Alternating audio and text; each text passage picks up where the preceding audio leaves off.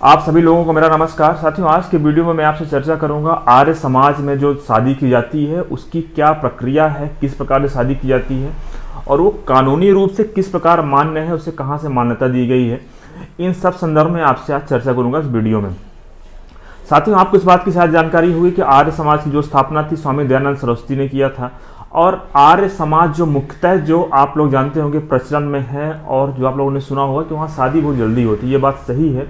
और साथियों जो आर्य समाज जो शादी होती है वो Arya Samaj marriage validation act 1937 करके एक अधिनियम है, जिसमें ऐसा बताया गया है कि आर्य समाज की शादी के बारे में बताया गया है। और इस प्रकार इस अधिनियम के अंतर्गत की गई शादी पूरी तरीके से वैध होती है और ये अधिनियम ही आर्य समाज को इजाज़त देता है शादी कराने के लिए। इसीलिए आपने सुना होगा कि जो भी शादी होती है वो आर्य समाज से करने के बाद जहाँ कहीं पे ऐसा होता है कि किसी कपल के माता पिता सहमत नहीं हैं या फिर वो भाग के शादी करना चाहते हैं या फिर वो सादे सिंपल रीति रिवाज शादी करना चाहते हैं या फिर वो ज़्यादा पैसे खर्च नहीं करना चाहते हैं, तो अलग अलग व्यक्तियों के अलग अलग कारण हो सकते हैं जिस वजह से वो आर्य समाज में शादी करना चाहते हैं। तो इस प्रकार से जो शादी की जाती है, जैसे हमने आपको बताया कि इस अधिनियम के अंतर्गत की जाती है और ये शादी पूरी तरह से मान्य होती है। अब शादियों सवाल ये उठता है कि आर्य समाज में शादी के क्या नियम हैं।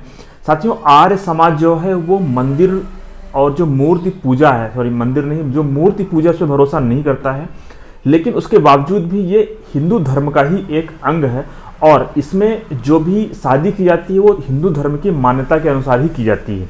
जैसे आपने देखा होगा हिंदू धर्म में जो शादी होती है वो पंडित अग्नि के सामने 7 फेरे लिवाते हैं दोनों कपल से और उसके बाद वो शादी मानी जाती है। तो इसी प्रकार का जो नियम है वो आर्य समाज में भी है। आर्य समाज में भी जो शादी की जाती है वो मंदिर में और वो अग्नि के 7 फेरे लेकर के ही पूर्ण की जाती है। और इसमें जो मान्यता है और इसकी जो मान्यता है कि ये किस प्रकार से शादी जो रजिस्टर्ड होगी वो हिंदू मैरिज एक्ट 1955 के अंतर्गत ही शादी रजिस्टर्ड मानी जाएगी।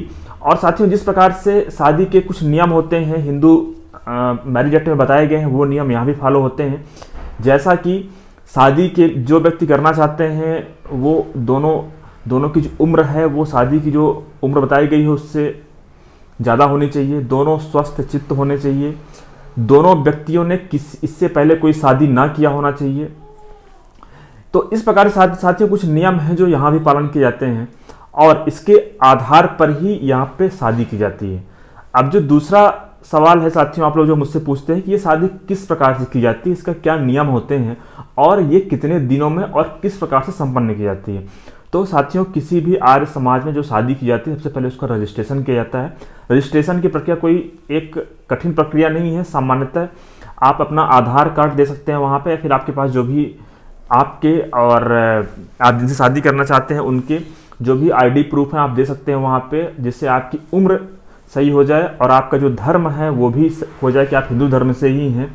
और आप लोगों को कुछ फोटोग्राफ्स देने होते हैं, 8 फोटोग्राफ्स लगते हैं और 2 गवाह होते हैं जिनके समक्ष ये शादी संपन्न कराई जाती है। रजिस्ट्रेशन के टाइम ही आपके सारे डॉक्यूमेंट स्क्रूटनी किए जाते हैं और आपको एक डेट दे दी जाती है किस डेट की आपकी शादी हो जाएगी।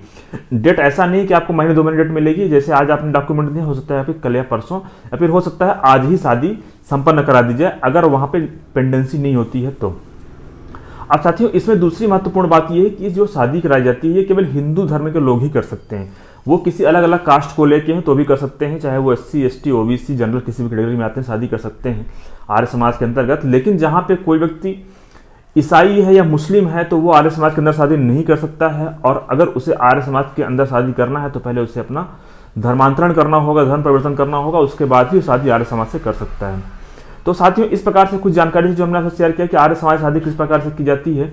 और साथियों, मैं आपको प्रैक्टिकली बताऊं कि इसकी क्या प्रोसेस होती है, जो ये हमने आपको जो बताया। इसके अलावा कि जहां कहीं भी हिंदू धर्म के लोग जो 2 लोग जो शादी करना चाहते हैं किसी भी समुदाय के हों, वो जहां भी शादी करना चाहते हैं वो अपना आधार कार्ड और उनके पास जो भी डॉक्यूमेंट है वो ले जा करके और फोटोग्राफ ले जा करके वहाँ पे शादी का रजिस्ट्रेशन करा सकते हैं।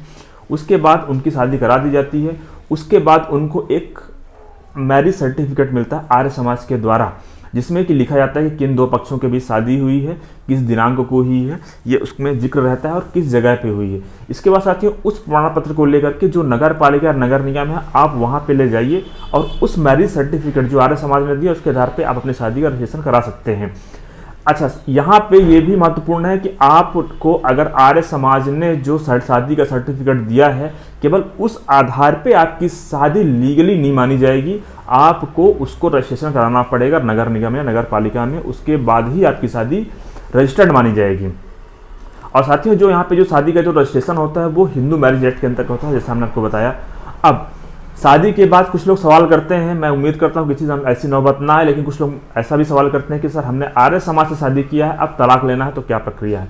साथियों यहाँ पे आर्य समाज से शादी करने के बाद अगर कोई व्यक्ति तलाक लेना चाहता है तो उसके लिए वही प्रक्रिया होगी जैसा कि हिंदू मैरिज एक्ट में बताया गया है कि अगर म्यूचुअल डिवोर्स है तो आप सेक्शन 13B और अगर कंटेस्टेड डिवोर्स है तो सेक्शन 13A के अंतर्गत आप एप्लीकेशन फाइल कर सकते हैं और उसके आधार पर ही आपको तलाक मिल सकता है।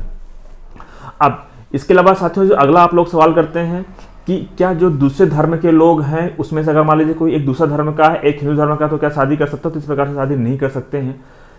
उनको दोनों पक्षों को हिंदू धर्म का होना जरूरी है।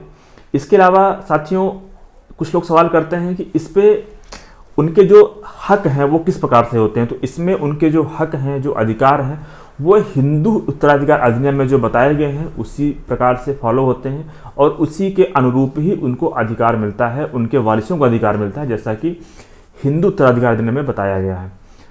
मुझे उम्मीद है हमने जो वीडियो आपसे शेयर किया है आप समझ गए होंगे, और अगर आपके कुछ सवाल हैं तो आप मुझे व्हाट्सएप के जरिए अपार्टमेंट से चर्चा कर सकते हैं या फिर आप कमेंट बॉक्स में कमेंट करके भी मुझसे सवाल पूछ सकते हैं। मुझसे मेल के जरिए भी आप संपर्क करते हैं। ये सारी जानकारी आपको डिस्क्रिप्शन बॉक्स में मिल जाएगी।